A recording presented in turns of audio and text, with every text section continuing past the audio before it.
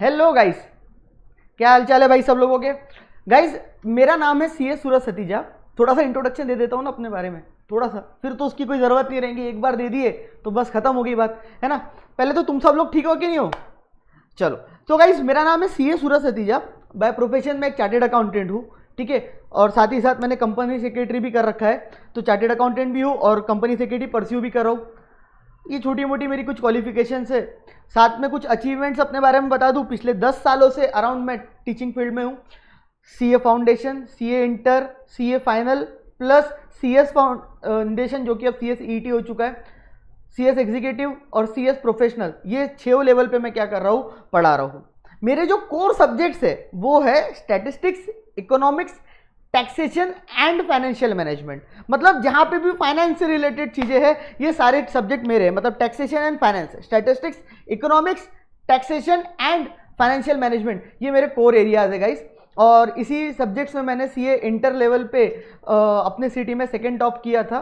खैर वो सब मैं आगे धीरे धीरे बताऊंगा। सर अपनी ही बोला वाली करोगे क्या जाके आप? नहीं भाई, देखो सिंपल सी बात है, हम लोग आपके सामने एज इन वर्चुअल प्लॉप्स और हमारी टीम आपके सामने पूरी सीए फाउंडेशन की जो क्लासेस है आपकी, ठीक है, सारी की सारी फ्री सीए फाउंडेशन की रेगुलर क्लासेस आपके लिए लेके आई है।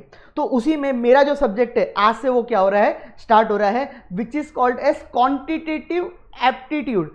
QA बोला जाता था बेसिकली इसको पहले, अब इसको नाम दिया गया business mathematics, logical reasoning and statistics. Basically ये एक सब्जेक्ट के अंदर 3 सब्जेक्ट इन्वॉल्व है। बोलते एक है इंस्टीट्यूट वाले, लेकिन इन्वॉल्व कितने सब्जेक्ट है इसके अंदर? 3 इन्वॉल्व है इसके अंदर सब्जेक्ट्स। और वो 3 सब्जेक्ट कौन कौन से है? First is your business mathematics, second is your LR logical reasoning and third would be your statistics. और मैं आप लोगों को यहाँ पे क्या पढ़ाऊंगा, ये टॉपिक में से स्टैटिस्टिक्स वाला जो पार्ट है, ठीक है, वो पार्ट मैं क्या करूंगा, आपको पढ़ाऊंगा। एंड गाइस मैं बता दे रहा हूं आपको, ये जो सब्जेक्ट है, अभी तो खैर आप लोग बहुत स्टार्टिंग में 12th वगैरह दिए होंगे या ग्रेजुएशन वगैरह करके आए होंगे, ठीक है, तो बहुत स्टार्टिंग में तो आप लोगों को इसकी गहराई समझ में नहीं आ रही होंगी। लेकिन बहुत बच्चे ऐसा बोलते हैं कि सबसे हार्ड सब्जेक्ट कोई है ना, सबसे हार्ड है बोले कोई सब्जेक्ट तो वो है मैथ्स। मतलब उनके दिमाग में ना ये सब्जेक्ट का पूरा नाम ही सिर्फ और सिर्फ क्या हो जाता है, मैथ्स। बोले हमारे लिए ना बहुत हार्ड है ये मैथ्स, बहुत हार्ड है।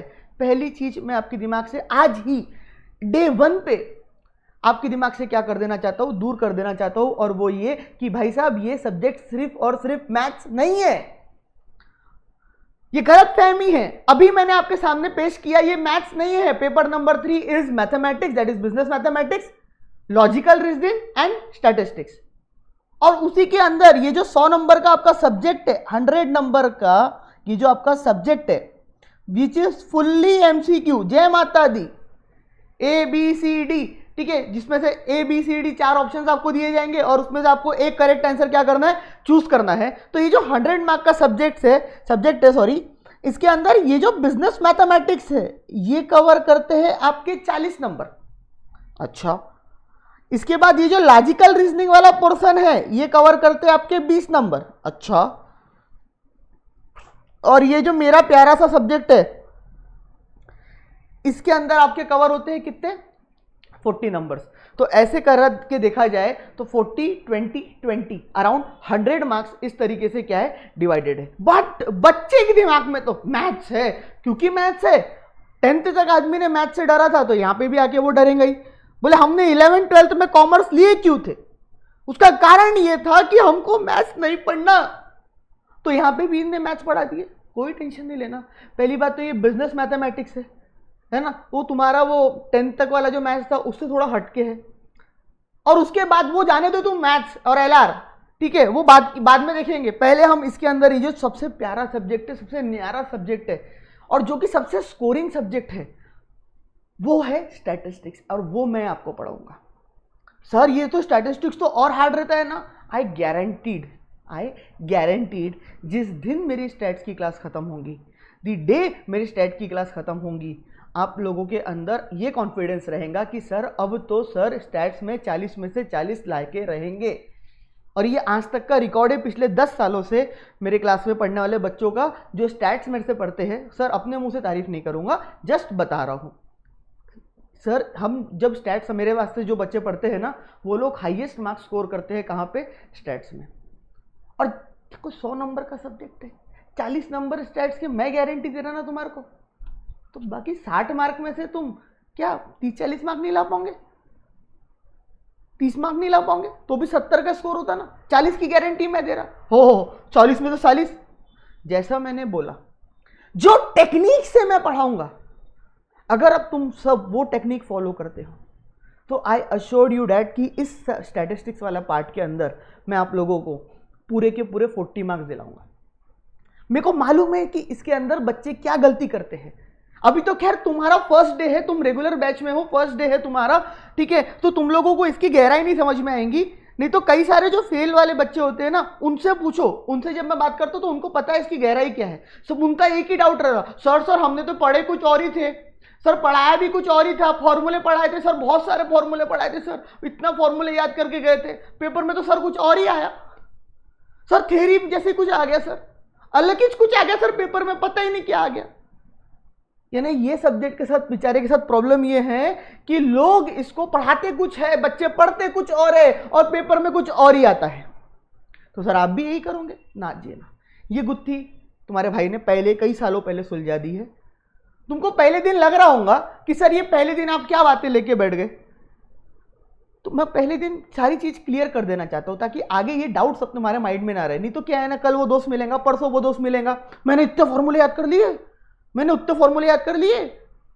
कोई टेंशन नहीं लेना। ये सब्जेक्ट के अंदर क्या पूछा जाता है, क्या तरीके से पूछा जाता है, और फॉर्मूले के साथ साथ एक प्रॉपर्टी से भी इतना ही सिर्फ याद रख लो बस। आगे जाके मैं बताऊंगा क्या होती है इसके अंदर। जो गुत्थी है ना, वो गुत्थी ये है कि बच्चे इसके अंदर प्रॉपर्टीज पढ़ के नहीं जाते हैं, और एमसीक्यूज जो पूछे जाते हैं इस टॉपिक के अंदर, वो प्रॉपर्टीज के अंदर से पूछे जाते हैं। और तुम्हारा भाई वो प्रॉपर्टीज तुम्हारे को मुंह जबानी याद करवा देगा, याद एज इन समझा के, लॉजिक के साथ दिमाग में बैठा देगा। देखो यार, पहला दिन है, थोड़ा सा हाउ टू स्टडी ये पढ़ना जरूरी है, ये देख लेते हैं हम। देखो सबसे पहले ना, कोई भी सब्जेक्ट हो, कितना भी गंदा सब्जेक्ट हो, पहली बात तो कोई सब्जेक्ट गंदा नहीं होता, सब्जेक्ट इंटरेस्टिंग ही होते हैं। डिपेंड्स हमको कितना समझ में आता है, पढ़ाने वाला कैसा है, ये दो तीन चीजों के ऊपर डिपेंड करता है कि सब्जेक्ट वो गंदा है या अच्छा है। इसके अंदर मैं गारंटी देता हूं तुम्हारे लिए अच्छा बनाने की पूरी अपने तरफ से 100% क्या करूंगा, मैं कोशिश करूंगा। अच्छा, इसमें एक बात मैं पहले समझा देता हूं, सेम चीज, क्योंकि तुम्हारा भाई इको भी पढ़ाएगा तो इको में भी यही सेम चीज मैं बताऊंगा, और यहां पे भी मैं ये सेम चीज बताता हूं कि भाई साहब कोई भी सब्जेक्ट को अगर पढ़ना है तो वो सब्जेक्ट को पढ़ने के पहले तो ये समझ लो कि वो सब्जेक्ट हम पढ़ क्यों रहे हैं, और वो सब्जेक्ट का मतलब क्या है। नहीं तो हम तो चालू कर देते हैं डे 1 से, नहीं बोले हमको चैप्टर पढ़ना है, बोले सर आप चैप्टर पढ़ाओ, बोले पहले तो बाकी सब बात की बातें, बोले तो फालतू की बातें सब, आप चैप्टर पढ़ाओ, बोले कोर्स बताओ, बोले। तो ये अपने दिमाग से ये जो बातें रहे बाहर निकाल के फेंक दो। ऑलवेज रिमेंबर, हम चार्टेड अकाउंटेंट्स बनने जा रहे हैं, सीए बनने जा रहे हैं, प्रोफेशनल बनने जा रहे हैं। चार्टेड अकाउंटेंट प्रोफेशनल का मतलब ये होता है कि भाई तुम जो भी चीजें, और ये कोर्स का मतलब बेसिकली ये, प्रोफेशनल कोर्स का मतलब बेसिकली ये होता है कि तुम यहाँ पे जो भी चीजें पढ़ोगे उसमें से कोई भी चीज ऐसी नहीं रहेंगी जो वेग रहेंगी, तुमको आगे जाके वो काम नहीं आएंगी।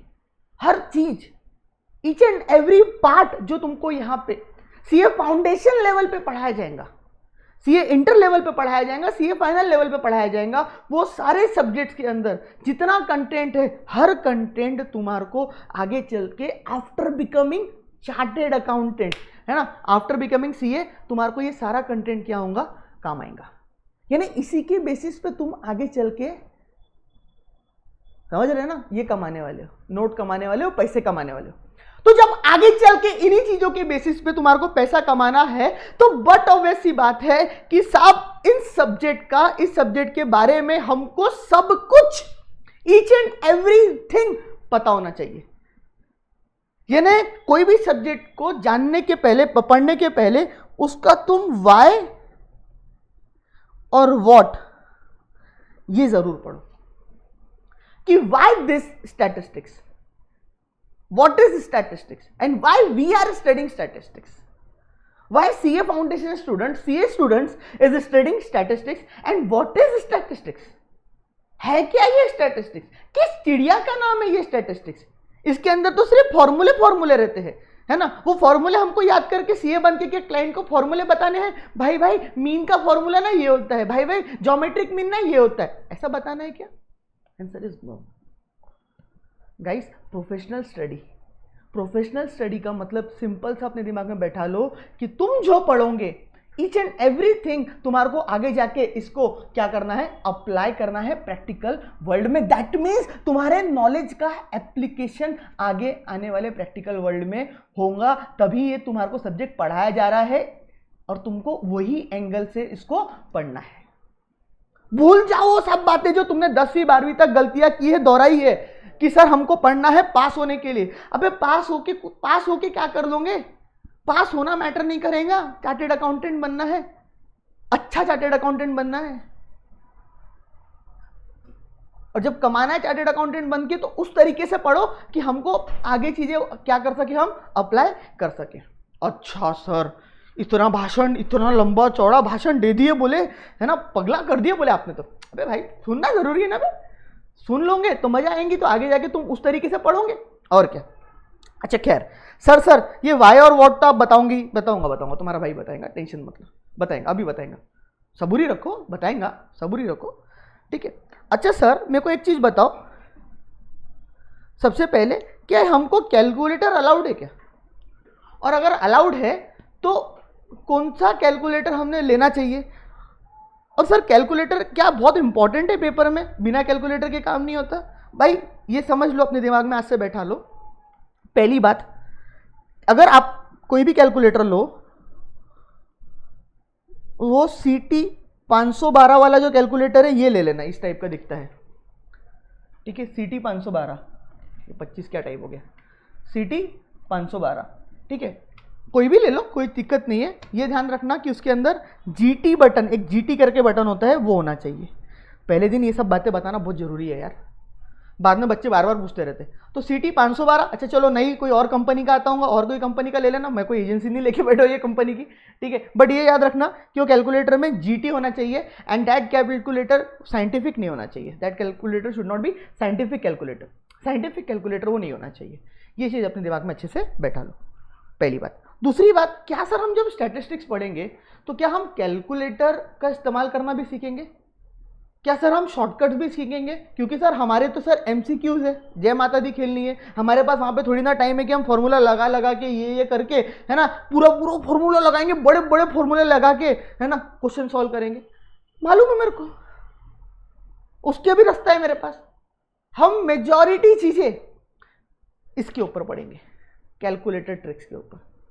एक एक चीज, मतलब ये तुम्हारी मशीन गन है, इसको लिए बिना अगर पेपर में चले गए तो ऐसा हो गया आप गन लिए बिना बॉर्डर पे चले गए, समझ रही बात? तो ये मशीन गन लेके जाना ही है। और दूसरी बात, ये मशीन गन को किस तरीके से इस्तेमाल किया जाता है? अच्छा सर हमको आता है, अबे तुमको नहीं आता है, बस, समझ रही बात? तो खैर मजाक कर रहा हूं। तो इसको किस तरीके से इस्तेमाल किया जाता है, इसका किस तरीके से ऑप्टिमम यूज हम करेंगे, वो तुम्हारा भाई तुम्हारे को एकदम क्या करेगा, सिखाएगा। यानी कैलकुलेटर किस तरीके से इस्तेमाल किया जाता है, ठीक है, दैट्स को बोला जाता है कैलकुलेटर ट्रिक्स। ये पूरी कैलकुलेटर ट्रिक्स मैं तुम्हारे को क्लास में ही क्या करूंगा, सिखाऊंगा, ताकि तुमको कोई दिक्कत ना हो पेपर में। पहले हम पढ़ेंगे, पढ़ने के बाद उसको कॉपी पे करके देखेंगे, वो कॉपी पे करके देखने के बाद उसकी हम कैलकुलेटर ट्रिक भी साथ ही साथ क्या करेंगे, सीखेंगे, ताकि हम इजीली MCQs, जो प्रैक्टिकल MCQs वगैरह भी आए तो वो भी हम क्या कर सके, सॉल्व कर सके। ये भी हम करने वाले हैं। अच्छा सर तुम्हारा भाई थोड़ा सा अलग चलेगा और तुम भी अलग चलोगे आज से, हम फॉर्मूला याद नहीं करेंगे। क्यों भाई? हम फॉर्मूला याद नहीं करेंगे, हम फॉर्मूले का पहले लॉजिक समझेंगे कि फॉर्मूला आया क्यों, उसके बाद वो फॉर्मूला बनता कैसे है। यानी हम यहाँ पे फॉर्मूला बनाना सीखेंगे, तो वो फॉर्मूला जब आप बनाना सीख जाओगे तो वो चीज ऑटोमेटिकली आपको क्या हो जाएंगी, याद हो जाएगी। मतलब वंस आप फॉर्मूला बनाना सीख गए तो उसके बाद आपको वो फॉर्मूला याद करने की कोई जरूरत नहीं है, या हम थोड़ा बहुत यहाँ पे विजुअल मेमोरी वगैरह का भी यूज करेंगे, जहां पे आपको फॉर्मूला बनाने के बाद भी याद नहीं हो रहा है तो वहां पे याद भी करवा के दूंगा, लेकिन 90% केसेस में, 80% केसेस में आपको मैं फॉर्मूला बनाना सिखाऊंगा पहले, और खैर इवन 100% केसेस में सिखाऊंगा आपको फॉर्मूला बनाना पहले, कि फॉर्मूला बनता कैसे है, क्यों बनता है। समझ में आई बात? तो कैलकुलेटर ट्रिक्स भी करेंगे, फॉर्मूला बनते कैसे वो भी समझेंगे, साथ ही साथ जो प्रॉपर्टीज होती है ये अभी आपको नहीं समझ में आई होंगी। ये जो बच्चा फेल होके आया होगा ना, वो देख रहा होगा मेरे लेक्चर, तो उसको ये चीज अच्छे से समझ में आ रही होंगी कि सर ये प्रॉपर्टीज पे इतना जोर क्यों दे रहे हैं। क्योंकि मैंने बोला ना, पढ़ाते ये मास्टर लोग कई सारे पढ़ाते हैं फॉर्मूले, क्वेश्चंस, बड़े बड़े फॉर्मूले, इतने बड़े बड़े फॉर्मूले, इतने बड़े क्वेश्चंस करा के दे देते क्लास में, और पेपर में जाते तो 1 नंबर का इतना सा क्वेश्चन आता है। बच्चों को ये समझ में नहीं आता कि मैं पढ़ूंगा क्या, करूंगा कैसे, है ना। पेपर के लास्ट डे तक बच्चे के दिमाग में यही टेंशन रहता है कि मैंने जो स्टैट्स पढ़ा है, इतना बड़ा स्टैट्स पढ़ा है, इसके क्वेश्चंस किस तरीके से पेपर में पूछेंगे। तो मैं तुम्हारे को अश्योर कराता हूं कि भाई तुम जो स्टैट्स के प्रॉब्लम सॉल्व करोगे, ठीक है, वो तुम्हारे को मैं फर्स्ट चैप्टर के बाद ही दिखा दूंगा प्रूफ, कि हम लोग पहले पढ़ेंगे अपने नोट्स से। नोट्स में मॉड्यूल रेफर नहीं करूंगा, नोट्स तुम्हारा भाई खुद प्रोवाइड करेगा, सिंप्लीफाइड मैनर में नोट्स प्रोवाइड करेगा, ठीक है। वो जो नोट्स मैं प्रोवाइड करूंगा वही नोट्स से हम क्लास में पढ़ेंगे। बट हम एमसीक्यू जो है वो मेरे नोट्स से भी थोड़े बहुत करेंगे, और वो एमसीक्यूज जो है वो एमसीक्यूज हम मेजॉरिटी आपकी मॉड्यूल से करेंगे। वो एमसीक्यू जो है वो हम आपकी कहां से करेंगे, मॉड्यूल से करेंगे। यानी सर हम पढ़ेंगे नोट से और क्वेश्चन एमसीक्यू मॉड्यूल से करेंगे, बिल्कुल, क्योंकि पेपर तो मॉड्यूल वाले ही छापने वाले हैं ना। तो सर मॉड्यूल से क्यों नहीं पढ़ रहे, क्योंकि मॉड्यूल से ही, मॉड्यूल को ध्यान में रखते हुए ही मैंने अपने एक सिंप्लीफाइड मैनर में क्या बनाए हुए हैं, नोट्स बनाए हुए हैं, एकदम सिंप्लीफाइड मैनर में, ठीक है। वो नोट्स बनाए हैं, मॉड्यूल से पढ़ने जाएंगे तो तुम्हारे को पढ़ने में थोड़ी दिक्कत होगी, इसीलिए मैं मॉड्यूल से नहीं पढ़ाऊंगा। लेकिन ये प्रूफ करने के लिए कि भाई हमने जो पढ़े हैं वही पेपर में पूछा जाएगा, हम पूरी की पूरी मॉड्यूल के क्वेश्चंस भी क्या करेंगे, रेफर करेंगे, और बाद में आगे चल के फिर हम मॉक टेस्ट के, पास एग्जाम के मॉक टेस्ट के पेपर जो इंस्टीट्यूट देता है, आरटीपीस इंस्टीट्यूट इशू करता है, ठीक है, वो सब भी करेंगे। मतलब हम लोग नोट से भी पढ़ेंगे, मॉड्यूल से एमसीक्यूज करेंगे, बहुत सारे एमसीक्यूज है मॉड्यूल में, ठीक है। उसके बाद हम आरटीपी जो एग्जाम टाइम पे रिवीजन टेस्ट पेपर करके आते हैं वो भी करेंगे, पहले के जो एमटीपीज होंगी मॉक टेस्ट पेपर वो भी करेंगे, उसके क्वेश्चन भी करेंगे, पुरानी प्रैक्टिस मैनुअल्स या जो प्रैक्टिस मैनुअल्स होंगी जिसके अंदर भरपूर क्वेश्चंस रहते हैं वो भी क्या करेंगे, सॉल्व करेंगे। यानी ये सब ऑलरेडी क्वेश्चंस के अंदर आ जाएगा, तो कोई दिक्कत ही नहीं। इसके बाद तो इतना कर लिया। सीए फाउंडेशन में स्टैट्स में 40 में से 40, हमारा एम फर्स्ट डे पे 40 में से 40, और गिरी गिरी हालत में, मतलब एकदम कोई भी बच्चा हो, एवरेज से भी गया बिता वाला भी हो, वो भी 35 मार्क टारगेट रखेगा दिमाग में। और मैं बोल रहा हूं, मतलब ये लाके दिखाऊंगा मैं, ये तुम करके दिखाऊंगी। बस जो मैं बोलते चलूंगा वो मानते चलना, वो फॉलो करते चलना, वो चीजें तुमने फॉलो कर ली, तुम्हारी बात खत्म। बाप रे क्या लंबा चौड़ा भाषण था, हश भाषण खत्म, अरे खत्म भाषण। अरे देख यार, ये सब बातें ना पहले दिन ही क्लियर कर देना जरूरी है, नहीं तो क्या होगा ना, दिमाग में डाउट ही डाउट रहेंगे हमेशा, सर ये कैसे, सर वो कैसे, सर वो सब मैं आपको रोज बताऊंगा। आप पूछ सकते हैं मेरे को जो पूछना है, बिंदास पूछ सकते, लेकिन पहले दिन मेरा काम है ये सारी चीजें मैंने आपके सामने क्लियर कर देना। तो 40 नंबर के सब्जेक्ट का, स्टैट्स के 40 नंबर्स के सब्जेक्ट का हम आज से क्या करने जा रहे हैं, आगाज करने जा रहे हैं भाई, हम शुरुआत करने जा रहे हैं। तो सबसे पहले दिमाग में क्वेश्चन आता है कि sir what is statistics and why we are studying statistics. Sir आप बताओ ना, what is statistics and why we are studying statistics. होता क्या है ये स्टैटिस्टिक्स, और हम क्यों पढ़ रहे हैं ये स्टैटिस्टिक्स, ये बताने के लिए एक छोटा सा आपके सामने ना मैं एग्जांपल देता हूं। ध्यान से देखेंगे वो एग्जाम्पल को, छोटा सा एग्जाम्पल देता हूं, थोड़ा सा कुछ एग्जाम्पल को देख के आप समझो, फिर मैं आगे बढ़ता हूं। अच्छा मजे की बात पता है क्या, ये स्टैटिस्टिक्स को मैं शेयर बाजार के एंगल से पढ़ाऊंगा बहुत ज़्यादा हद तक, पूरा का पूरा शेयर बाजार के नॉलेज को ध्यान में रखते हुए वो सब आपको यहाँ पे मैं प्रोवाइड करूंगा। अरे बाप रे शेयर बाजार, सर हमको तो नहीं आता, अरे आएगा, इंटरेस्ट भी आएगा, ध्यान से देखना। एग्जाम्पल के लिए ये दो चीज आपके स्क्रीन पे है सामने, देखना थोड़ा सा, टाटा, रिलायंस, टाटा रिलायंस। ठीक है,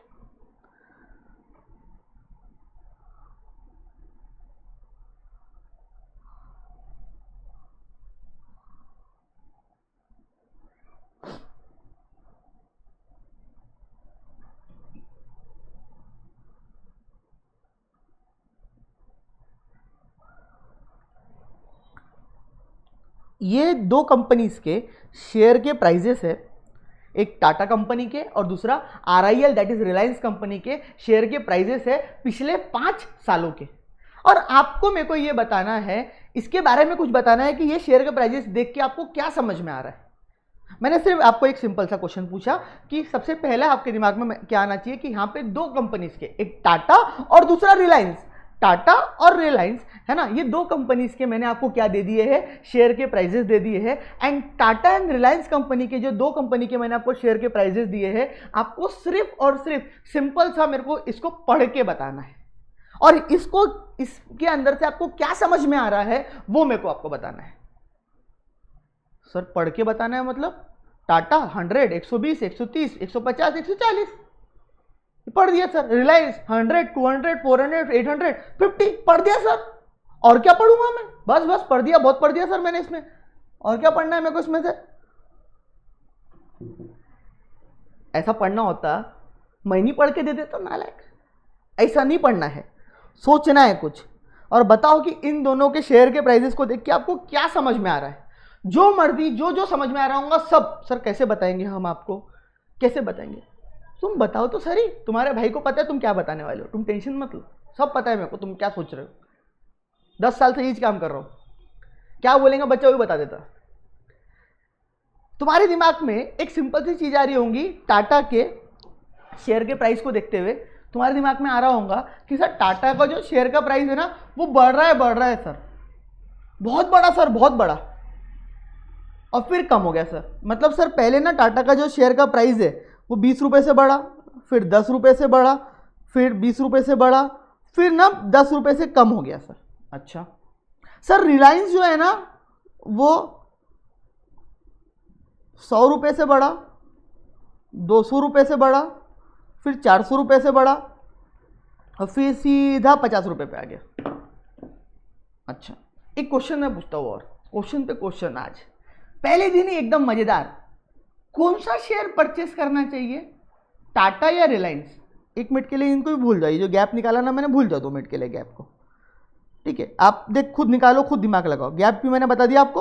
अब मेरे को सिर्फ एक सिंपल सा क्वेश्चन बताओ, और वो ये क्वेश्चन है आपके सामने कि इन दोनों में से मैंने कौन सा शेयर परचेस करना चाहिए। क्या मैंने टाटा परचेस करना चाहिए या मैंने रिलायंस परचेस करना चाहिए? क्या अच्छा है, टाटा अच्छा है या रिलायंस अच्छा है?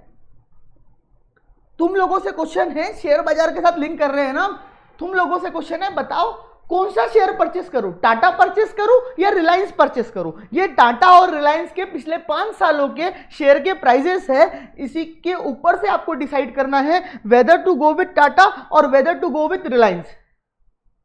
सर हमारे दिमाग में तो ऑलवेज ये रहता है सर, शेयर खरीदने के पहले जहां पे फायदा ज्यादा होगा ना हम वहां पे जाएंगे, जहां पे फायदा कम होगा ना हम वहां पे नहीं जाएंगे। तो कौन सा शेयर परचेस करना तो जहां पे फायदा ज्यादा है, कौन सा शेयर परचेस नहीं करना तो जहां पे फायदा ज्यादा नहीं है। हाँ बराबर बात है, बट ये क्वेश्चन का आंसर आप मेरे को पहले दो, कैसे भी निकालो आप, फायदा नुकसान बताओ, जो बताना है बताओ, ये क्वेश्चन का आंसर मेरे को दो। हम क्या टाटा परचेस करें या हम रिलायंस परचेस करें, क्या परचेस करें? मैं जानबूझ के इलेबरेट कर रहा हूं बहुत, ठीक है। स्टार्टिंग के लेक्चर्स मेरे बहुत ज्यादा इलेबरेटिव रहेंगे, आपको लगेगा सर इतना धीरे धीरे क्यों चल रहे, जैसे चल रहा हूं बराबर चल रहा हूं। बेस बनाना जरूरी है, कोई भी सब्जेक्ट को स्टार्टिंग से पढ़ते समय हम अगर उसका बेस स्ट्रांग तरीके से बनाएंगे ना, फाउंडेशन स्ट्रांग बनाएंगे ना, तो आगे के चैप्टर तो ऐसे चिल्लर एकदम ऐसे निकलेंगे, इवन दो वो हार्ड है जो भी है, लेकिन ऐसे चिल्लर तरीके से निकलेंगे वो। लेकिन अगर फाउंडेशन स्ट्रांग नहीं रहेगा ना, भगाने की तो उस पर रहेंगे ना, तो मजा नहीं आएगी। पहले ही बता दे रहा, मैं भगाने वाला नहीं, ठीक है, सॉरी पहले इसके लिए सॉरी। क्या बताओ क्या खरीदूं? कुछ लोगों ने आंसर दिए हैं टाटा, कुछ लोग आंसर दे रहे हैं रिलायंस। सर आंसर सही क्या है, क्या खरीदना चाहिए, टाटा खरीदना चाहिए या रिलायंस खरीदना चाहिए? क्या सही है आंसर, कौन सा शेयर आंसर सही है? टाटा वाले लोग सही है कि रिलायंस वाले? और कुछ होंगे दोनों के दोनों सर दोनों खरीद लेंगे बोले, बहुत पैसा है बोले हमारे पास। खैर, तो आंसर इज टाटा भी करेक्ट नहीं है, रिलायंस भी करेक्ट नहीं है सर ऐसा कैसे हो सकता है? दोनों में से एक तो करेक्ट होंगे ही होंगे, या तो टाटा करेक्ट होगा या तो रिलायंस करेक्ट होगा, दोनों के दोनों करेक्ट नहीं है। मजाक कर रहे हो क्या सर? मजाक चल रहा है क्या यहाँ पे सर? हाँ नहीं है दोनों के दोनों करेक्ट। पहली बात तो ये क्वेश्चन का आंसर ऐसा होना चाहिए था कि sir it depends whether to go with Tata और whether to go with Reliance, it depends. हम यहां पे स्टैटिस्टिशियन बनने आए हैं, हम यहां पे एनालिस्ट बनने आए हैं, हम यहां पे एक चार्टर्ड अकाउंटेंट बनेंगे जो डायरेक्टली अगर ऐसा आंसर कर दिया क्लाइंट को कि जा जा टाटा खरीद ले, जा जा रिलायंस खरीद ले, है ना, और दोनों में अगर कुछ गड़बड़ हुई तो आएंगे और धोएंगे तुम्हारे को पकड़ के वो, तो हम डायरेक्ट एडवाइस नहीं देते, हम बोलते हैं इट डिपेंड्स। सर क्या डिपेंड? यस, इफ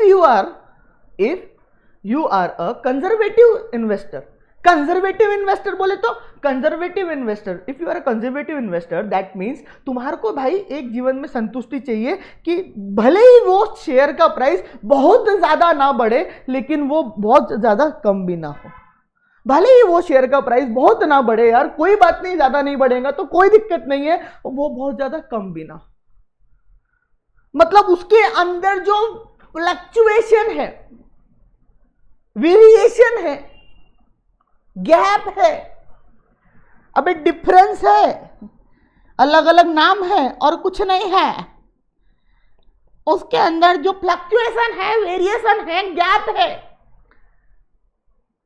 अगर वो कम है तो कंजर्वेटिव कस्टमर, कंजर्वेटिव इन्वेस्टर वो शेयर के साथ जाएगा, दैट मीन्स उसको दिमाग पे ज्यादा लोड नहीं चाहिए। वो बोलता है मेरे को कोई करोड़ों रुपए नहीं कमाना है, मेरे को ज्यादा पैसा नहीं कमाना है, लेकिन मेरे दिमाग में एक चीज है कि मेरा जो पैसा है वो सेफ रहे 100%। मतलब ये जो टाटा के साथ जाने वाले लोग हैं, ये लोगों को रिस्क नहीं लेना है, ये लोगों को क्या नहीं लेना है? रिस्क नहीं लेना है। ये लोग चाहते हैं कि हम रिस्क ना ले, हमारा पैसा सेफ रहे। तो बट ऑब्वियस सी बात है कि जहां पे रिस्क कम वहां पे रिटर्न भी कम, बट ऑब्वियस सी बात है ना कि जहां पे रिस्क कम वहां पे रिटर्न भी कम। तो ये लोग बोलते कोई दिक्कत नहीं, हम टाटा के साथ जाएंगे क्योंकि टाटा में फ्लक्चुएशंस गैप कम है, भले वो बहुत ज्यादा बढ़ता नहीं है लेकिन वो बहुत ज्यादा कम भी नहीं होता है। ये तुम्हारे वो बीकॉम वाले दोस्त बोले हमको ज्यादा नहीं पढ़ना है, हमको जिंदगी में रिस्क नहीं लेना है, हमारे को ये श्योरिटी चाहिए कि भाई हम अगर 3 साल पढ़ रहे हैं तो 3 साल के बाद हमारी डिग्री हमारे हाथ में होनी चाहिए, भले ही उसके बाद हम कम कमाए चलेगा, कोई दिक्कत नहीं। और ये हो तुम लोग जो जीवन में रिस्क लेना पसंद करते हो नहीं करते हो, जो जीवन में रिस्क लेना पसंद करते हो, दैट इज रिलायंस। मतलब जो एग्रेसिव इन्वेस्टर है, जिसको ये चाहिए कि मैं रिस्क लेने को तैयार हूं, बट रिस्क लेने का मतलब ऐसा नहीं फालतू कोई भी उठा के रिस्क ले लेगा, रिस्क भी कैलकुलेट करके लिया जाता है, बताऊंगा वो भी, आऊंगा। सबूरी भाई, श्रद्धा, साईं बाबा, सबूरी। हाँ, तो रिस्क भी कैलकुलेट करके लिया जाता है। खैर, ये लोग रिस्क लेने को तैयार है, that means they are aggressive. समझ में आई बात? यानी यहां पे रिस्क कम है तो रिटर्न भी कम है। यहां पे रिलायंस में रिस्क ज्यादा है तो रिटर्न भी ज्यादा है। सर लेकिन यहां पे आखिरी में तो 50 पे आ गया ना, तो क्या पता 50 के बाद सीधा वो 400 हो जाए यार, या 300 हो जाए, या 200 हो जाए। क्यों? क्योंकि यहीं से दिख रहा है कि इसके अंदर गैप और वेरिएशन बहुत ज्यादा है। गैप और वेरिएशन जो ज्यादा है, वेरिएशन गैप डिफरेंसेस बहुत ज्यादा है। मतलब ये बढ़ता है तो बहुत बढ़ता है, कम होता है तो बहुत कम होता है। मतलब इसका कोई ऐसा ठिकाना नहीं है कि ये थोड़ा बढ़ेगा थोड़ा कम होगा, थोड़ा बढ़ेगा थोड़ा कम होगा, ऐसा नहीं। ये बढ़ेगा तो बहुत बढ़ेगा, कम होगा तो बहुत कम होगा। Are getting my point?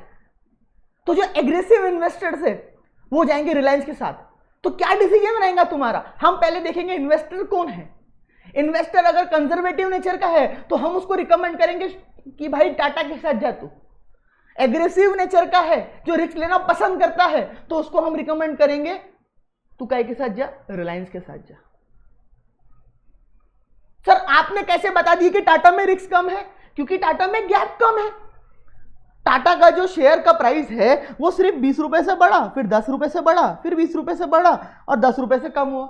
मतलब इसमें बढ़ने कम होने बढ़ने कम होने बढ़ने कम होने बढ़ने कम होने के जो चांसेस है वो बहुत कम है। और यहां की अगर मैं बात करूं आपको तो यहां पे 100 से बढ़ा, फिर 200 से बढ़ा, फिर 400 से बढ़ा, फिर सीधा 750 से कम हो गया। मतलब यहां पे कोई माई बाप ही नहीं है, कोई है ही नहीं यहां पे, तो कुछ है ही नहीं यहां पे। बढ़ता है तो एकदम बढ़ जाता है, कम होता है तो एकदम कम हो जाता है। मतलब इसके अंदर वेरिएशन काफी ज्यादा है, मतलब गैप, मतलब डिफरेंस काफी ज्यादा है। Are you getting my point? And but obvious सी बात है, वेर एवर जहां पे फ्लक्चुएशन ज्यादा हो, समझ में आ रही बात, तो वहां पे रिस्क ज्यादा होता है। जहां पे फ्लक्चुएशन कम हो, ये ग्राफ इस तरीके से बनता है ना, वहां पे रिस्क भी कम होता है। फ्लक्चुएशन ज्यादा, रिस्क ज्यादा, फ्लक्चुएशन कम, रिस्क कम, और क्या। और रिस्क ज्यादा शेयर बाजार में, जितना ज्यादा रिस्क उतना ज्यादा रिटर्न, जितना कम रिस्क उतना कम रिटर्न। तो इसको हम बोल देंगे, हमारे सीए वाले बच्चे एकदम आग का दरिया है और तैर के जाना है। ऐसा काम हम लोग कर रहे हैं सीए करते करते, हमने भी किए थे एक जमाने में, बताएंगे फिर कभी। आग का दरिया था और तैर के यहां तक पहुंचे हैं। तुम लोगों को भी वही करना है। खैर डरा नहीं रहा हूं, मजाक कर रहा हूं, ऐसा कुछ नहीं। आग का दरिया बन जाओगे तुम भी 4-5 साल में सीए। 4-5 फ्लक्चुएशन बता दिया पहले ही, ठीक है। 4 भी हो सकता है, 5 भी हो सकता है, लेकिन बनोगे जरूर, गारंटीड है, अगर ढंग से पढ़ोगे तो। खैर, तो आई बात समझ में। अब तुम्हारे को ना इसके साथ में छोटी सी मजे की बात बता देता हूं, एक छोटी सी मजे की बात बता देता हूं। ये जो गैप्स और डिफरेंसेस तुम निकाल रहे हो ना, इसके ऊपर से तुमने क्या निकाला, रिस्क निकाला। सिर्फ एक एग्जांपल के लिए, अभी नहीं पढ़ना है, बाद में पढ़ेंगे, काफी टाइम है इसको। जस्ट मैं आपको बता दे रहा हूं कि हम पढ़ेंगे किस तरीके से, टेक्निक समझ में आ जाएंगी।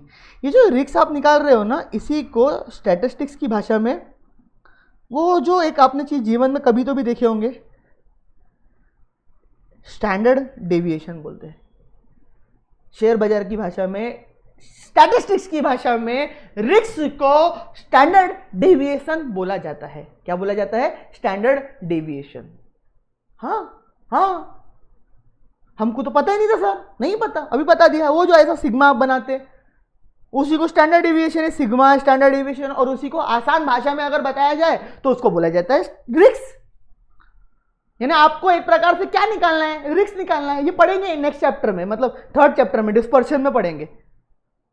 अरे सर ये सब आपने बता दिए, पर वो आपने क्वेश्चन का आंसर ही नहीं दिए सर, आप कहां भलती जगह चले गए। वाई स्टैटिस्टिक्स, अच्छा व्हाट इज स्टैटिस्टिक्स, उसके बाद वाई समझ लेंगे। पहले व्हाट तो बता दो, क्या है ये स्टैटिस्टिक्स? नहीं समझ में आया? Statistics is simply study of past data. ये देखो पिछले 5 सालों के डेटा को एनालाइज कर रहे थे। Study of past data for estimating the future. तुम इसकी मदद से फ्यूचर फिगर्स नहीं निकाल सकते कि ये पहले साल 100 था, फिर 200 था, फिर 400 था, फिर 800 था, और अब आगे 6वें साल में क्या रहेगा। निकाल सकते ना? वो निकालने के तरीके को ही हमको कहां पे सीखना है? स्टैटिस्टिक्स में। मतलब statistics is nothing but study of past data, पहले के डेटा की स्टडी। पिछले 5 साल का, 10 साल का, 15 साल का, 20 साल का, जितना ज्यादा डेटा लोगे उतना एक्यूरेसी रहेंगी। तो पास्ट डेटा की मदद से हम फ्यूचर को स्टैटिस्टिक्स में क्या करते हैं? प्रिडिक्ट करते हैं, एस्टिमेट करते हैं। That is called as statistics. बस यही है, एक्चुअली में यही है स्टैटिस्टिक्स। बोलो मेरे साथ। तुम्हारी क्लास में पढ़ाई करा के रहूंगा, याद रख लेना, घर जाके पढ़ने की जरूरत नहीं, ज्यादा थोड़ा बहुत पढ़ लेना, थोड़ा सा, इतना सा बस। खैर, तो क्या बोला मैंने? पास्ट डेटा की मदद से फ्यूचर के डेटा को एस्टिमेट करना। पास्ट डेटा को पढ़ के एनालाइज करके समझेंगे वो सब। पास्ट डेटा को पढ़ के, जैसे हमने यहां पे पढ़ा, पढ़ने का तरीका एनालाइज करा, गैप्स निकाली, ये करा वो करा, इसको पढ़ के फ्यूचर को एस्टिमेट करना, इसी को स्टैटिस्टिक्स बोला जाता है। और कुछ नहीं है स्टैटिस्टिक्स। तो क्या सिर्फ ये शेयर बाजार में काम आ सकता है सीए बनने के बाद? क्यों भाई, सीए बनो, सीएस बनो, सीए में बनो, जो बनो वो बनो आप, क्या सिर्फ ये उसके बाद शेयर बाजार में काम आएगा? क्यों? ये शेयर प्राइजेस की जगह इसी को अगर मैं कोई बिजनेस के पिछले 5 साल के प्रॉफिट्स बोल दूं तो कोई गलत है क्या? इसी को मैं पिछले 5 साल के कोई बिजनेस के अगर प्रॉफिट्स बोल दूं तो क्या मैं कुछ गलत बोल रहा हूं? नहीं, कुछ गलत नहीं है इसमें। तो मैंने पिछले कोई बिजनेस के 2 बिजनेस है, उन दोनों के बिजनेसेस के प्रॉफिट्स को, पिछले 5 साल के प्रॉफिट्स को कंपेयर किया, निकाला, एस्टिमेट किया, एनालाइज किया, सब कुछ किया, और पास्ट डेटा की मदद से, पहले के डेटा की मदद से फ्यूचर के डेटा को मैं क्या कर रहा हूं, प्रिडिक्ट कर रहा हूं कि आगे आने वाले साल में कितना प्रॉफिट रहेगा, कंपनी अच्छी चलेंगी नहीं चलेंगी। ये देखने के लिए मेरे को पास्ट डेटा को एनालाइज करना पड़ेगा, उनको करके मैं फ्यूचर के डेटा को क्या करूंगा, निकालूंगा। तो हम ये चीज को, स्टैटिस्टिक्स को बिजनेस में भी लगा सकते हैं। उसमें क्या है, सट्टा, पता है सट्टा, जुआ सट्टा, बताऊंगा एक चैप्टर में, वो भी सिखाऊंगा। ए सर जुआ सट्टा सिखाऊंगे? नालायक हो तुम लोग, कुछ भी बोलते। अबे जुआ सट्टा मतलब क्या होता है? ऐसी चीजों के ऊपर पैसा लगाना, दाव लगाना जिसका होना या ना होना हमारे हाथ में नहीं है, जो अनसर्टन है। विराट कोहली अगले बॉल पे छक्का मारेगा या नहीं मारेगा, I don't know, that means that event is uncertain. तो उसके छक्के मारने या नहीं मारने पे पैसे लगाना, ये जुआ सट्टा है। तो सर इसका उससे क्या लेना देना? देख भाई, 2 लोग होते हैं, शेयर बाजार भी एक प्रकार से जुआ सट्टा भी बोल सकते हैं। अरे हर बिजनेस एक जुआ सट्टा है। और यार और क्या, तुमको क्या मालूम तुम जो बिजनेस रन कर रहे हो क्या वो चलेगा या नहीं चलेगा, क्या तुम प्रॉफिट कमाओगे या नहीं कमाओगे? दैट मीन्स तुम्हारा प्रॉफिट लॉस अनसर्टन है, यू डोंट नो। कोई बिजनेस के अंदर इन्वेस्टमेंट करना चाहिए या नहीं करना चाहिए, कोई शेयर खरीदना चाहिए या नहीं खरीदना चाहिए, विराट कोहली छक्का मारेगा या नहीं मारेगा उसके ऊपर सट्टा लगाना चाहिए या नहीं लगाना चाहिए, बारिश आएंगी या नहीं आएंगी इसके ऊपर भी सट्टा लगाते लोग, लगाना चाहिए या नहीं लगाना चाहिए। दैट मीन्स ये सब अनसर्टन है। हम हर चीज में प्रिडिक्शन ही करते हैं, एस्टिमेशन ही करते हैं, अनुमान लगाते हैं। Prediction, estimation, that simply means अनुमान। हम हर चीज में प्रिडिक्शन, एस्टिमेशन ही करते हैं, अनुमान ही लगाते हैं कि फ्यूचर में क्या होगा। बस फर्क इतना सा रहता है कि जो जुआ सट्टा खेलने वाले लोग रहते हैं, शायद वो लोग अपने काम में स्टैटिस्टिक्स यूज नहीं करते, इसीलिए डूब जाते हैं। यहाँ शेयर बाजार में जो लोग काम करते हैं, अगर वो अपने काम में स्टैटिस्टिक्स की टेक्निक्स यूज ना करें तो अगेन वो भी डूब जाते हैं। बस सेम बिजनेस में अगर तुम अपने स्टैटिस्टिक्स की टेक्निक यूज नहीं करो तो तुम भी क्या हो जाओगे, डूब जाओगे। Are getting my point? Yes और नो के ऊपर से गया। तो that means statistics is nothing but analysing the past data by applying the statistical techniques. Statistics is nothing but analyzing the book में सारी डेफिनेशन प्रिंट करके दी है, बुक में हर चीज प्रिंटिंग फॉर्म में मिल जाएंगी, मैं बुक से वेरीफाई भी करा दूंगा, है ना। कृपया समझने पे ध्यान दे, है ना। हाँ, नहीं तो बच्चा चालू बोले, छोड़ बोले क्या बोल रहा मास्टर पगला है, बोले बार बार एक ही चीज बोलते रहता, ऐसा नहीं है। हाँ, क्या तो क्या बोला मैंने क्या बोला? हाँ, analyzing the past data by applying the statistical techniques, we are estimating the future, we are predicting the future. This is called as what? Statistics। एकदम आसान भाषा में। तो what का आंसर मिल गया कि what is statistics, why we are studying statistics, क्यों हम स्टैटिस्टिक्स पढ़ रहे हैं, आ गया समझ में। अभी हम कौन रहने वाले बनने के बाद प्रोफेशनल, सीए में हम जो भी प्रोफेशनल बनते हैं, चार्टेड अकाउंटेंट बनेंगे, कंपनी सेक्रेटरी बनते हैं, कॉर्पोरेट मैनेजमेंट अकाउंटेंट बनते हैं, खैर जो भी हम प्रोफेशनल बनते हैं उसके बाद हम एक बिजनेस को चलाते हैं, उसके कंसल्टेंट बनते हैं, है ना। वो हम ही लोगों से पूछ के कोई भी बिजनेस के क्या लेते हैं, डिसीजन लेते हैं। तो फॉर टेकिंग दैट डिसीजंस, ये जो डेटा को एनालाइज करना है, ये डेटा की मदद से फ्यूचर को प्रिडिक्ट करना है, ठीक है, इसके लिए हमारे को क्या काम आता है, स्टैटिस्टिक्स काम आता है। मतलब अगर आपको मैं अंदर की बात बताऊं, अब मानोगे नहीं मेरी बात, मेरे को मालूम है, लेकिन जब पढ़ लोगे तब मान जाओगे, लेकिन अंदर की बात आपको मैं बताऊं, क्योंकि मैं चार्टेड अकाउंटेंट हूं, है ना, 10 साल से पढ़ा रहा हूं, डेकेड हो गया अब तो पूरा। खैर, तो ये प्रैक्टिकल लाइफ में काम आती है कि चीज़ें। तो सर आपका जो मैथमेटिक्स और स्टैटिस्टिक्स है, ये जो 2 पार्ट है, वो भी 40 का है, ये भी 40 का है। बस वो नाम लिखते समय बिजनेस मैथमेटिक्स LR और स्टैटिस्टिक्स लिखते तो बच्चे को लगता छोटा सा नाम है, तो आखिरी है तो इतना इंपॉर्टेंट नहीं होगा इसको, चल। लेकिन प्रैक्टिकल लाइफ में अगर आपको मैं बताऊँ तो स्टैटिस्टिक्स एक्चुअली में काफ़ी ज़्यादा काम आता है। मतलब मैथमेटिक्स भी काम आता है, no doubt about that, but उससे भी ज़्यादा प्रैक्टिकल लाइफ में ये बताएंगे नहीं कोई आपको, बोलो।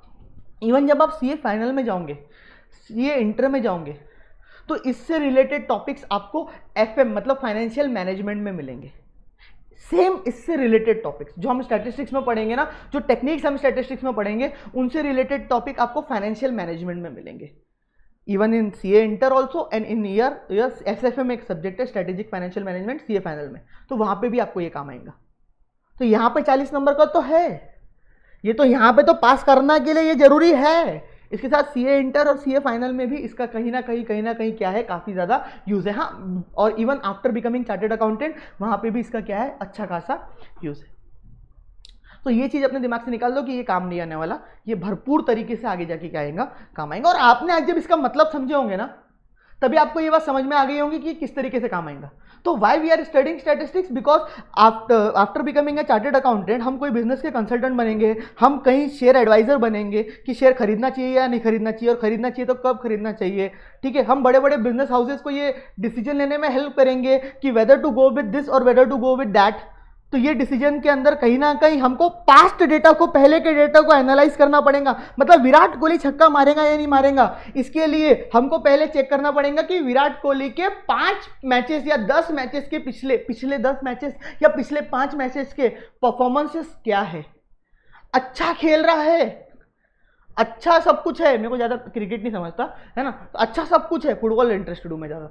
अच्छा ज़्यादा खेल रहा है तो यार यस, मार सकता है छक्का, मार सकता है सेंचुरी, बना सकता है सेंचुरी, जीत सकती है इंडिया। तो ये सब हम पास्ट डेटा की मदद से क्या करते हैं, प्लेयर्स जो है अलग अलग, वो अलग अलग प्लेयर्स की परफॉर्मेंस, ये आपकी आसान भाषा में समझा रहा हूँ। सेम चीज़ हम शेयर बाजार में भी यूज़ होती है, बिजनेसेस में भी यूज़ होती है। तो उनकी मदद से हम क्या करते हैं, ये डेटा निकालते हैं। क्लियर? तो statistics is nothing but, bar bar repeat करो, फर्स्ट लेक्चर है, रिपीट करना पड़ेगा। बोलो, मेरी क्लास में एक टेक्निक है, हर बार आते समय 10 मिनट रिवीजन, जाते समय 10 मिनट रिवीजन, और नहीं तो जाते समय तो जरूर हम रिवीजन करेंगे, और आने के बाद भी हम करते ही करते रिवीजन। अब वो कितनी देर, वो मेरे को नहीं मालूम, डिपेंड करता है लास्ट लेक्चर में हमने क्या पढ़े थे। जो भी लास्ट लेक्चर में पढ़ेंगे तुम्हारा भाई वो रिवाइज कराएगा। और आज इंट्रोडक्टरी लेक्चर है, इसलिए मैं पूरी इंट्रोडक्शन दे रहा हूँ। और मेरी क्लास में ना एक चीज़ और याद रख लेना, सारी थोड़ा भाषण बच गया था। मेरी क्लास में ना ऐसा वाला है, ऐसा वाला, ये वाला मतलब क्या, 2 वे कम्युनिकेशन। डाउट्स वगैरह आपको पूछ सकते हो मेरे से, बिंदास पूछ सकते हो, कोई दिक्कत नहीं है। ऐसा नहीं कि सूरज बाबा आके प्रवचन दिए जा रहे, तुम्हारे साथ का भी जरूरत है। कितना भी बोरिंग सब्जेक्ट होने दो ना, बोलने दो लोगों को, तुम्हारा भाई इंटरेस्टिंग बना के छोड़ेगा। देख लेना 3-4 क्लास हो जाने दो, नहीं इंटरेस्ट है तो नाम बदल देना। ये पूरी कैलकुलेटर के अंदर तक तुम्हारे को बातें सिखाऊंगा मैं। अरे इतने हद तक तुम्हारे को एक टाइम में कैलकुलेटर सिखा दूंगा कि तुम कोई भी नंबर, सपोज 5⁻⁸ है, -0.8 है, 5⁻⁻−0.8 है, इसको विदिन 1 मिनट कैलकुलेटर पे किस तरीके से निकालते हैं ये मैं आपको बताऊंगा।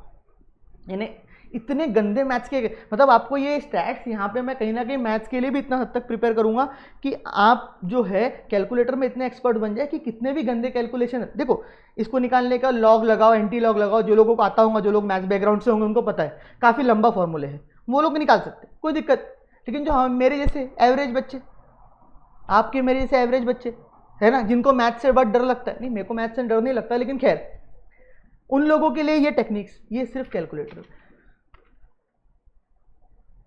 Free of cost, no charge, कोई पैसा नहीं। हाँ लेकिन पैसा लूंगा आपसे मैं, जो सबसे इंपॉर्टेंट पैसा है आपकी लाइफ का, ये तो रद्दी है वे, इकोनॉमिक्स में बताऊंगा, रद्दी है ये। सबसे इंपॉर्टेंट पैसा है तुम्हारा टाइम, जो तुम्हारा से लूंगा मैं, वो दोगे तुम, टाइम दो, मैं तुम्हारे को कंसेप्ट देंगे, मैं तुम्हारे को सीए देंगे। खैर समझ में आई बात। तो 5⁻⁻−0.8 यहाँ तक मैं चीज़ें आपको कैलकुलेटर पे सिखाऊंगा। मैंने मतलब पूरा 100% यूटिलाइजेशन ऑफ कैलकुलेटर किस तरीके से होता है सब कुछ बताऊंगा समय आने पर। अब भी बताओ, नहीं अब भी बताओ बोले, अब भी बताओ बोले, सबूरी रख भाई। तो खैर 2 वे कम्युनिकेशन और जरूरी है। जो डाउट्स आते हैं अच्छे बुरे गंदे, गंदे डाउट पहली बात तो कुछ होते ही नहीं है, एवरीथिंग आपको मेरे से क्या करने की जरूरत है, पूछने की जरूरत है। पूछो, जो चाहते हो वो पूछो, कोई दिक्कत नहीं है। समझ में आई बात? तो whether to go with Reliance और Tata, sir it depends, sir it depends कि हम टाटा के साथ जाए या रिलायंस के साथ जाए। Are you getting my point? तो रिस्क हमको जहाँ पे दिखा, जहाँ पे कंजर्वेटिव कस्टमर है तो रिलायंस के साथ, सॉरी टाटा के साथ जाएगा, जिनको रिस्क नहीं लेना है। जो हमारे सीए वाले लोग एग्रेसिव है वो टाटा रिलायंस के साथ जाएंगे। अब कुछ बच्चे यहाँ पे ऐसा बोल रहे होंगे, सर ऐसा जरूरी थोड़ी ना है, वहाँ रिलायंस के साथ एग्रेसिव वाले लोग ही जाएंगे। अरे समझाया भाई, अभी तो एक यानी इतू से तुम्हारे को पूरा स्टैट समझ में आ जाए तो इतनी बड़ी चैप्टर्स पढ़ने की क्या जरूरत है? तो ये जो हम पास डेटा के ऊपर स्टैटिस्टिकल टेक्निक यूज करते हैं, ठीक है, central tendency, dispersion, regression, correlation, probability, index number, ये सब चीजें हम क्लास के अंदर पढ़ेंगे। ये हमारे आगे आने वाले चैप्टर्स है। ऐसे ही नहीं आपको समझ में आएगा, ये स्टैंडर्ड डिवीजन में 3rd चैप्टर में पढ़ाऊंगा, डिस्पर्शन में पढ़ाऊंगा, ऐसे ही आपको सब कुछ नहीं आ जाएगा। ये सब हम एक एक करके क्या करेंगे, आने वाले चैप्टर्स में पढ़ेंगे। क्लियर? अच्छा, थोड़ा सा मैं मॉड्यूल पे आ जाता हूँ। मेरे नोट्स आपको डिस्क्रिप्शन में मिल जाएंगे, ठीक है। अभी मैं 3 चैप्टर्स के नोट्स आपको प्रोवाइड कर रहा हूँ। बेसिकली अगर आप मॉड्यूल के हिसाब से देखेंगे तो ये 2 चैप्टर्स है, बट मैं इसको 3 बना के देता हूँ। तो आपको ये 3 चैप्टर के नोट्स अभी आपके डिस्क्रिप्शन में आपको मिल जाएंगे, ठीक है। 2 चीज़ें थोड़ी सी मॉड्यूल के बारे में बता देता हूँ यार, रुको यार रुको। ये देखो, ये हमारी मॉड्यूल है, ठीक है। थोड़ा सा कोर्स डिस्कस कर लेते हैं, मॉड्यूल के अंदर क्या दिया हुआ है, क्या क्या है, कोर्स डिस्कस कर लेते हैं, कितने कितने मार्क्स की क्या चैप्टर्स है ना, वो सब डिस्कस कर लेते हैं। पहले क्या पढ़ेंगे, बाद में क्या पढ़ेंगे, सब बता देता हूँ। देखो, ये हमारा इंडेक्स है मॉड्यूल के हिसाब से, हम यही हिसाब से पूरा चलेंगे। बस यहाँ पे ये रहेगा कि ये इंडेक्स को हम सिक्वेंशियली फॉलो नहीं करेंगे, क्योंकि अगर इसको सिक्वेंशियली फॉलो करने गए तो तुमको कुछ समझ में नहीं आएगा। तो वो जो सीक्वेंस मैं बताऊंगा वो सीक्वेंस से हमको क्या करना रहेगा, पढ़ना रहेगा। ठीक है, सबसे पहले ये जो सबसे पहला चैप्टर है, ये हम पूरा थियोरेटिकल चैप्टर है, फुल 100% थ्योरी, कुछ भी प्रैक्टिकल नहीं है। इसको हम सबसे लास्ट में पढ़ेंगे, इसको हम सबसे लास्ट में पढ़ेंगे, छोड़ नहीं रहा हूं, नहीं तो बच्चा भूल, सर फर्स्ट चैप्टर छोड़ दिया, सर फर्स्ट चैप्टर छोड़ दिया सर आपने, है ना। पहले मैं क्या करता था, इसको नोट्स में भी आखिरी में देता था, फिर मैंने क्या करना चालू कर दिया, अभी इसको फर्स्ट चैप्टर ही बोल के दे रहा हूँ नोट्स में भी। वो बस छोड़ दिए, बोले छोड़ दिए, अभी नहीं छोड़ रहा हूँ, लास्ट में पढ़ाऊंगा। उसका रीज़न ये है कि इसको हम लास्ट में इसीलिए पढ़ने वाले हैं क्योंकि इसके अंदर जो कंटेंट है वो कंटेंट आपको तब समझ में आएगा जब आपको आगे के चैप्टर्स पहले समझ में आएंगे, ठीक है। बहुत बेसिक कंटेंट है उसके अंदर, तो वो ऑटोमेटिकली आपको आखिरी तक समझ में आएगा जब हम पूरा एक एक चीज़ें क्या करेंगे, अच्छे से पढ़ेंगे। अगर रैदर मैं फर्स्ट चैप्टर से स्टार्ट करूंगा ना, तो स्टैटिस्टिक्स दुश्मन बना लोगे आप, अपना दोस्त नहीं दुश्मन बना लोगे। स्टैटिस्टिक्स को मैं लिख के ले देता हूँ आपको, बोलोगे सर ये स्टैटिस्टिक्स हम नहीं पढ़ सकते, तो दोस्त बनाना है ना, तो ये चैप्टर से चालू नहीं करेंगे। पढ़ाऊंगा, ये भी पेपर के एंगल से इंपॉर्टेंट है, पढ़ाऊंगा, लेकिन आखिरी में पढ़ाऊंगा। क्लियर? सबसे पहले वी आर स्टार्टिंग विथ हम स्टार्ट करेंगे नेक्स्ट क्लास से, we are starting with measures of central tendency and after that dispersion. यानी सबसे बड़ा चैप्टर है, प्रोबेबिलिटी बाद में, थ्योरेटिकल बाद में। यानी फर्स्ट हमारा चैप्टर रहेगा मेजर्स ऑफ सेंट्रल टेंडेंसी। आपको बाकायदा मेरे नोट्स में बाद में इंडेक्स वगैरह भी मिल जाएंगी साथ में, कोई दिक्कत नहीं है, नोट्स भी आपको अपलोड हो जाएंगे नीचे डिस्क्रिप्शन में। तो measures of central tendency first chapter, dispersion second, correlation third और रिग्रेशन फोर्थ। इसको मैंने इस तरीके से बांट रखा है, जानबूझ के ये चैप्टर्स को मैंने तोड़ रखा है। मॉड्यूल में भले ही ये एक साथ दिया हुआ है, लेकिन मैंने इन चैप्टर को तोड़ रखा है। उसका रीज़न है ये अपने आप में अलग अलग इंपॉर्टेंट कंसेप्ट्स है। अगर मैं इसको एक साथ पढ़ाऊँ ना, तो बच्चे की आदत है आखिरी वाला जो पोर्शन है वो छोड़ देता है वो, क्योंकि सर वो रिलेवेंट नहीं है ऐसा बोल के। तो ऐसी गलत फहमियां तुम्हारे दिमाग में ना रहे, इसीलिए मैं इसको 2 पार्ट्स में पढ़ाऊंगा। मेजर्स ऑफ सेंट्रल टेंडेंसी अलग पढ़ाऊंगा, सबसे पहले हम वो स्टार्ट करेंगे, उसके बाद हम डिस्पर्शन, फिर कोरिलेशन, फिर regression and after that index number fifth. अच्छा, ये जो टाइम सीरीज है इसको काट दो, मैं नहीं बोल रहा हूँ, इंस्टीट्यूट का जो कोर्स है वो अपडेट हुआ है, तो अपडेटेड कोर्स के अकॉर्डिंगली जो टाइम सीरीज चैप्टर है वो हटा दिया गया है। इंस्टीट्यूट का नोटिफिकेशन अपडेट्स आ चुका है, तो वो काफ़ी टाइम हो गया आ गया, तो उसमें से ये टाइम सीरीज आपके कंटेंट में से हटा दिया गया है। मुबारक को, एक कंटेंट हटा दिया, ठीक है। फिर इंडेक्स नंबर पढ़ेंगे, फिर with go with probability sixth, and last में थ्योरेटिकल डिस्ट्रीब्यूशन सेवेंथ। तो बेसिकली इस तरीके से हम हमारे पूरे टॉपिक्स क्या करने वाले हैं, पढ़ने वाले हैं। एंड एकदम आखिरी में 8 टॉपिक विल बी दिस। तो देख लो थोड़ा सा मॉड्यूल के हिसाब से मैंने इंडेक्स पहले ही बता दिया कि first we are going with central tendency, dispersion, regression, फिर कोरिलेशन, रिग्रेशन, ठीक है, fourth regression, fifth index number, sixth probability and seventh is theoretical distribution and last is first chapter that is 8th is statistical description of data.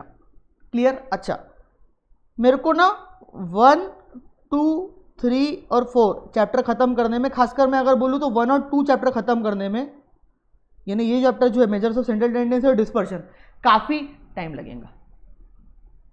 यानी starting के lecture अच्छे खासे इनको खत्म होने में लगेंगे। तो पहले ही आपको बता देता हूँ बच्चा लोग कि टेंशन लेने की कोई ज़रूरत नहीं है, धीरे धीरे करेंगे, बेस बनाएंगे, स्ट्रांगली बेस बनेगा तो आगे के चैप्टर्स में ये सब इजीली आप क्या कर पाओगे, कवर कर पाओगे। और थोड़ा सा ये as compare to other chapter बड़ा भी है।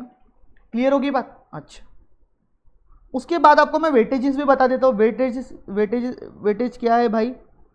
तो हम आ जाते हैं हमारे पेपर नंबर